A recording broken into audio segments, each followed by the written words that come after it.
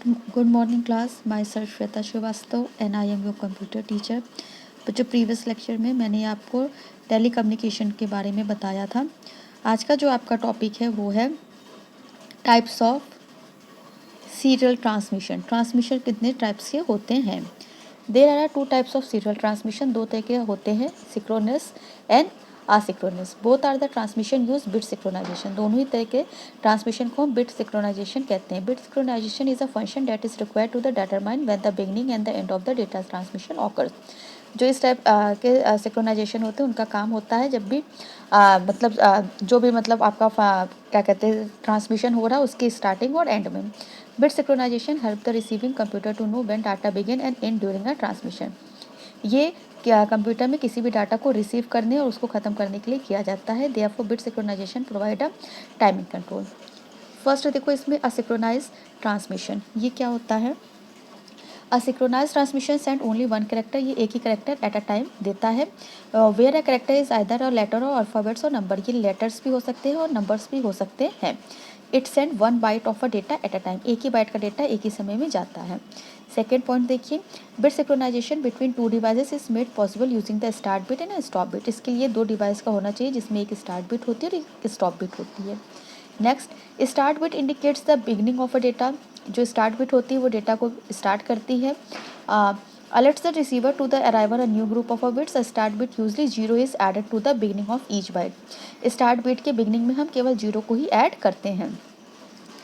Next देखो, stop bit indicate the end of data, ये data के को स्टॉप के को इंडिकेट करती है। To let the receiver know the byte is finish, one or more additional bits are appended to the end of the byte. This bits usually are called stop bit, इसलिए हम इसको stop bit के नाम से जानते हैं। Next है आपका addition to start and stop increase the number of data bits. इसमें हम स्टार्ट करते स्टॉप करते समय जो डेटा होते हैं उनमें नंबर्स को इंक्रीज भी कर सकते हैं।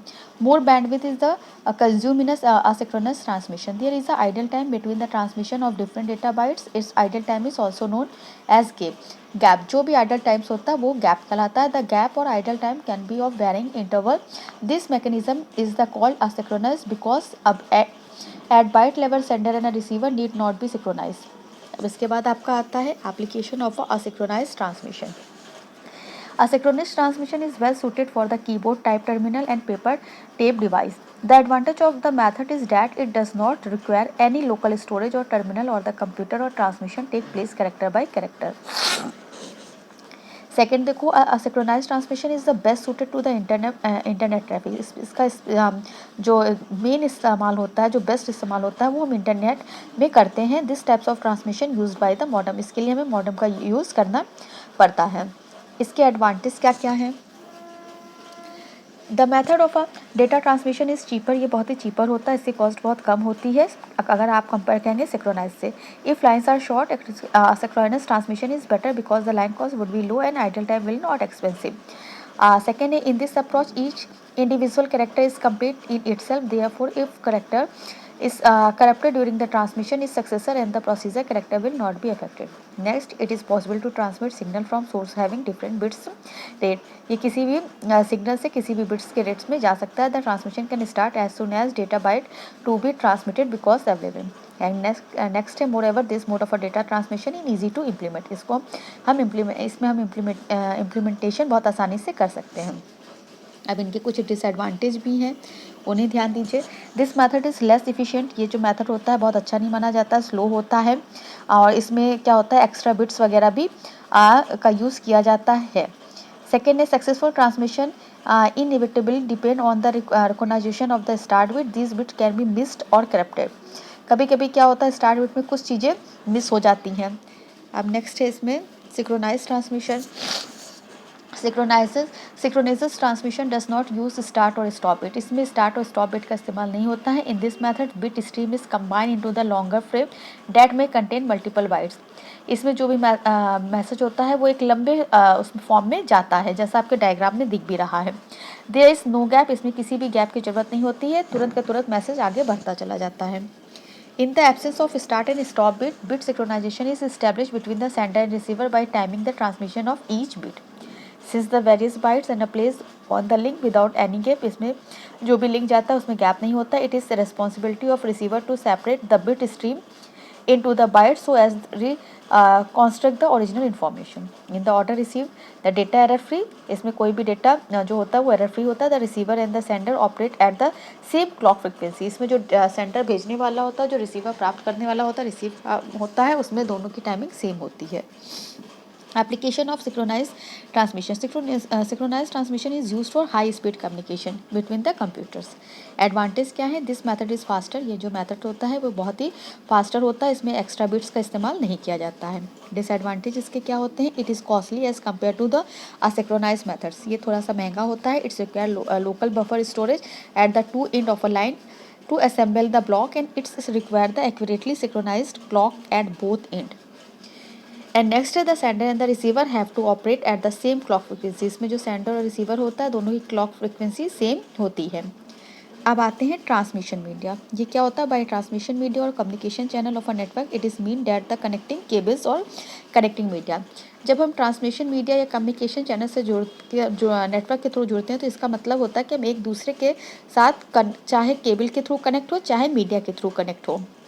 This cable that connect two or more work station और द कम्युनिकेशन चैनल, जो ये जो केबल होती है ये दो या दो से अधिक वर्क स्टेशन या कम्युनिकेशन चैनल के साथ जुड़ती है. इन लैंड, जिसे हम लोकल एरिया नेटवर्क कहते हैं, many different types of media are use, इसमें बहुत से तरह की मीडिया यूज़ करते हैं. Copper conductor in the form of twisted pair or coaxial are by the far of the most common. इसमें हम ट्विस्टेड पेयर केबल का कोएक्सिकल केबल्स का कम्युनिकेशन में यूज़ करते हैं. अब आप देखिए इसमें पहला आता है ट्विस्टेड पेयर केबल. ये क्या होती है? The most common form of wiring in the data communication application is the twisted pair cable as a voice grade medium. It is the basis for the most internal office telephone wiring. It's consist of two identical wires wrap together in double helix. क्या होता है इसे समझो. Twisted pair cable oldest और common transmission medium होता है. इसमें copper के दो केबल लगे होते हैं, अबाउट 1 मिलीमीटर थिक होता है. ये वायर एक दूसरे के साथ हायरार्किकल फॉर्म में लगे होते हैं. जनरली इसका जो यूज़ होता है वो टेलीफोन सिस्टम में होता है. आजकल ये टेलीफोन्स और टेलीफोन कंपनी ऑफिस के साथ कनेक्ट होते हैं. जो ट्विस्टेड पेयर सेवरल किलोमीटर्स तक विदाउट मतलब कि बहुत लंबी दूरी ये विदाउट किसी भी उसके काम कर सकता है, लेकिन लॉन्ग डिस्टेंस के लिए राउटर की ज़रूरत होती है. ये एनालॉग और डिजिटल दोनों ट्रांसमिशन में यूज़ होते हैं. बैंडविड्थ वायर के थिकनेस पर ये डिपेंड करता है. जनरली जो इसकी परफॉर्मेंस होती है अच्छी होती है और कॉस्ट भी बहुत कम होता है इसका. अब इसके एडवांटेज देखिए, ये बहुत सिंपल होता है, बहुत आसानी से आप इसको इंस्टॉल कर सकते हैं, मेंटेन कर सकते हैं. ये फिजिकली फ्लेक्सिबल होता है, इसका लो वेट होता है, ईजिली कनेक्ट हो जाता है और बहुत ही सस्ता होता है. लेकिन अब इसके कुछ डिसएडवांटेज भी हैं. वो है because of a high attenuation it is a incapable carrying a signal over a long distance. ये लॉन्ग डिस्टेंस के लिए बहुत अच्छा नहीं माना जाता है. It's low bandwidth capabilities make it's unsuitable for the broadband application. Broadband application के लिए अनसुटेबल होता है. It support maximum data rates 1 Mbps without the conditioning and 10 Mbps with connective. आप देखो टाइप्स ऑफ ट्विस्टेड पेयर, ये कितने तरह का होता है? दो तरह का होता है. एक होता है अनशील्ड और एक होता है शील्ड. अनशील्ड जो होता है वो UTP cabling is use for the variety of electric communication. UTP cables can have maximum segment length of 100 metres. 100 metres की इसकी लेंथ होती है. जो शील्ड ट्विस्टेड पेयर होता है जिसे हम एसटीपी कहते हैं, वो क्या होता है? This types of cable come with shielding of the individual pair of a wire. इसमें जो ये होते हैं ये इंडिविजुअल वायर के थ्रू शील्ड होते हैं which further protect in the form of external interference. But this also like UTP can have maximum segment length 100 metres. इसकी जो लेंथ होती है वो 100 मीटर होती है. That advantage of STP or over UTP is that it's offer greater protection from the interference and cross talk due to shielding.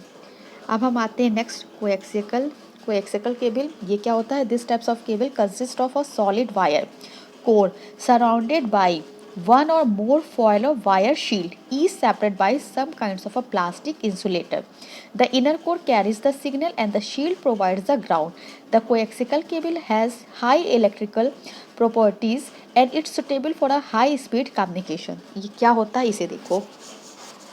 Another common transmission medium होता है coaxial cable. Twisted pair की तरह ही बिल्कुल काम करता है। लॉन्ग डिस्टेंस पे भी इसकी स्पीड बहुत अच्छी होती है। दो तरह के केबल यूज़ किए जाते हैं। फर्स्ट काइंड जो होता है वो 500 HM का होता है जो कि डिजिटल ट्रांसमिशन में यूज होता है, एंड सेकेंड जो होता है वो 750 OHM केबल होता है जो कि एनालॉग ट्रांसमिशन में इस्तेमाल किया जाता है। ये भी कॉपर वायर का होता है और इसके चारों इंसुलेटर, इसके मतलब इसमें चारों तरफ इंसुलेटर की लेयर चढ़ी होती है। ये इंसुलेटर जो होते हैं ये एक सिलेंडर कंडक्टर के अंदर होता है और आउटर कंडक्टर को प्रोटेक्ट करने के लिए प्लास्टिक शील्ड लगी होती है। इसकी जो बैंडविड्थ की केबल लेंथ पर डिपेंड करती है, मतलब जिसका बैंडविड्थ होता है वो केबल लेंथ पे डिपेंड करता है। इसमें भी एनालॉग और डिजिटल दोनों ट्रांसमिशन में डेटा ट्रांसमिट किए जा सकते हैं। इसका वाइडली यूज़ टेलीफोन सिस्टम में किया जाता है, बट अभी इसके फाइबर ऑप्टिकल्स में रिप्लेस कर दिया गया है और इंटरनेट में भी इसका हम बहुत अधिक इस्तेमाल कर रहे हैं। स्पेशली अब इंटरनेट में इसका यूज़ ज़्यादा हो रहा है। इसके एडवांटेज एंड डिसएडवांटेज देखिए। The data transmission characteristics of coaxial cable is considerably better than those of twisted pair. Twisted pair से ये ज़्यादा अच्छे होते हैं। The coaxial cable can be used as the basis for a share cable network. इनके इस्तेमाल हम share cable network में करते हैं। The coaxial cable can be use for the broadband transmission. Generally इसका इस्तेमाल हम ब्रॉडबैंड ट्रांसमिशन सेलुलर चैनल्स वगैरह में करते हैं, जैसे टीवी वगैरह, और इसकी जो बैंडविड्थ होती है 400 Mbps होती है। अब इनके कुछ डिसएडवांटेज हैं। सबसे पहला तो ये काफ़ी एक्सपेंसिव होते हैं, एंड सेकंड जो होता है ये कॉम्पेटेबल होते हैं ट्विस्टेड पेयर की अपेक्षा। टाइप्स ऑफ कोएक्सियल केबल दो तरह के होते हैं, थिक नेट एंड थिनेट। पहला क्या है, thick net. This form of the coaxial cable thicker than thinner. The thick net coaxial cable segments can be up to 500 meters long. ये 500 मीटर लॉन्ग होते हैं thin net. This form of coaxial cable is thinner and it can have maximum segment length is 185 metre. इसकी जो length होती है वो 185 metres की होती है। अब आपका नेक्स्ट आता है ऑप्टिकल फाइबर्स। ये क्या होते हैं? Optical fiber consists of thin strand of a glass-like material which are so constructed that they carry light from a source at one end of the fiber to a detector at the other end. The light source used are either light emitting diodes or a laser diodes. The data to be transmitted is modulated on the light beam using the frequency modulation technique. इसमें 3 components होते हैं, the light source, the transmission and the डेक्टर। इसमें A1 light indicate present करता है, 0 light indicate absent को बताती है। मतलब जो 1 होता है वो लाइट इंडिकेट को प्रेजेंट करता है, जो 0 होता है वो एब्सेंट इंडिकेट को प्रेजेंट करता है। इसमें ट्रांसमिशन मीडियम का फाइबर बहुत ही अल्ट्रा थिन होता है, मतलब ये पतली तार जैसी होती है जिसमें लाइट का यूज़ करके डेटा ट्रांसफ़र किया जाता है। इसमें डेटा 3 लाख किलोमीटर पर सेकंड की स्पीड से बहुत आसानी से ट्रांसफ़र हो जाते हैं। इसमें इलेक्ट्रिकल सिग्नल लाइट्स के फॉर्म में सेंड किया जाता है। इनका यूज़ टेलीफोन, टीवी केबल और इंटरनेट में भी किया जाता है। आपको बता दें इसमें 2 लेयर होती है, पहली कोर और दूसरी क्लैडिंग की होती है। फाइबर ऑप्टिक छोटे होते हैं और पूरी तरह से सेफ भी होते हैं। इनके एडवांटेज देखो, it is immune to electrical and magnetic interference, noise in any form of, because information is traveling on a modulated light beam. जो भी information जाती है वो modulated light beam में जाती है। It is highly suitable for the harsh industrial environment. ये harsh industrial environment के लिए suitable होते हैं। It is guarantee secure transmission and has a very high transmission capacity. Fiber optic cable can be used for the broadband transmission where the cellular channel, जहाँ बहुत सारे channel होते हैं generally वहाँ पे इनका इस्तेमाल होता है। डिसएडवांटेज क्या है? इंस्टॉलेशन प्रॉब्लम्स करता है। फाइबर ऑप्टिक केबल जो होता है वो क्वाइट करता है, may need special care to make them sufficiently robust for an office environment. Second है connected under 2 fibre together or light source to a fibre is a difficult process. 2 fibres को जोड़ना पड़ता है, इसलिए ये थोड़ा सा प्रोसेस डिफ़िकल्ट होता है। Because of noise immunity optical fibres are virtually impossible to tap. ये थोड़ा सा नॉइस करता है। Light can reach the receiver out of phases, connection losses और कॉमन प्रॉब्लम कनेक्शन का जो होता है वो लॉसेस होता है। Fibre optic cables are more difficult to solder, they are the most expensive of all cables. ये थोड़े से और अदर्स केबल्स की अपेक्षा एक्सपेंसिव होते हैं। अब हम आते हैं types of fibre optic cables. ये क्या होते हैं? Fibre optic cables can be other single node that support a segment length up to 2 kilometre. ये सिंगल नोड होते हैं और 2 किलोमीटर की लेंथ को सेगमेंट करते हैं। Bandwidth of up to 100 Mbps। Multi nodes जो बैंडविड्थ होती है वो 100 Mbps की होती है और मल्टी नोड सेगमेंट को कवर करते हैं। गाइड मीडिया, ठीक है। अब इसके बाद हम आते हैं microwave. What is microwave? Microwave signal are use to transmit data without the use of cable. The microwave signal are similar to the radio television signal and are use for the long distance communication. Microwave क्या होते हैं? ये विद्युत धारा को radio आवृत्ति पे प्रत्यावर्तन करने से बनती है। ये जो धारा होती है ये एक विशिष्ट चालक जिसे एंटीना कहते हैं कि इससे पास कराई जाती है। अत्यधिक लंबी तरंगें इसमें बहुत अधिक प्रयोग नहीं की जाती क्योंकि एंटीना उतना लंबा नहीं होता। मतलब कि जो आपका माइक्रोवेव सिग्नल होता है इसमें डाटा बहुत आसानी से बिना केबल के मतलब विदाउट केबल के ट्रांसमिट करते हैं। ये रेडियो और टेलीविज़न सिग्नल के तरह ही सिमिलर होता है। डिस्टेंस कम्युनिकेशन में काम किया जाता है। The microwave transmission consist of a transmit receive and the atmosphere. इसके एडवांटेज देखो, it's provide cheaper than the digging trench for the line cable. थोड़ा सा चीपर होता है। If offer freedom from the land equation light that are required for the line repairing the cables. इसमें cables वगैरह के repair के खर्चे नहीं होते। It's offer easy to communicate over difficult terrain. Microwave have the ability to the communicate over ocean. Disadvantage भी कुछ है। Microwave communication is insecure communication. ये बहुत अच्छा कम्युनिकेशन नहीं माना जाता, इनसिक्योर होता है। सिंगल एंटीना में split up to the propagate by the slightly different path of the receiving antenna. When the out of phase signal recombine they interference reducing the signal instant। बहुत लंबी दूरी पर इनका इस्तेमाल हम नहीं कर सकते क्योंकि यहाँ पे बहुत लंबे एंटीनेस नहीं पाए जाते हैं। Microwave propagation is susceptible to the weather effects like rain, thunder storm etcetera. इनका इस्तेमाल जनरली हम लोग वेदर फोरकास्टिंग वगैरह में देखते हैं। Bandwidth allocation is extremely limited to in the case of microwave. The cost design implementation and maintenance is microwave link is high. अब इसके बाद बच्चों आपका आता है रेडियो वेव जो हम आपको नेक्स्ट लेक्चर में डिस्कस करेंगे। Okay class, thank you.